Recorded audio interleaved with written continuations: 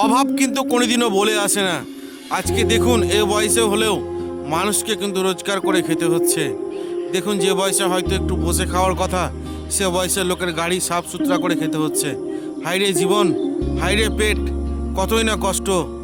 তার ফাঁকে একদিন হলেও দেখুন মিস্টার হোসেন মানসুরি এসে সে বয়স্ক মানুষের হাতে একটা জলের বোতল ধরিয়ে দিলেন এবং তাকে জল খেতে বললেন। দেখুন তার হাত পা ধুইয়ে দেওয়ার মতো, যেটা হয়তো এই বয়সের ছেলেদের কাছ থেকে আশা করা উচিত, সে বয়সে দেখুন বাবা মাকে কিভাবে রাস্তায় ফেলে দিচ্ছে। এই যুব সমাজ কবে শিখবে বাবা মায়ের সেবা করা? আজকে দেখুন মিস্টার হোসেন মানসুরি সে বয়স্ক মানুষের জন্য একটা জুতো, জামা, প্যান্ট এবং কিছু অর্থ দিয়ে তাকে সহযোগিতা করলেন। এটা হয়তো চিরস্থায়ী নয়, কিন্তু এখান থেকে আমাদের শিক্ষা নেওয়া উচিত।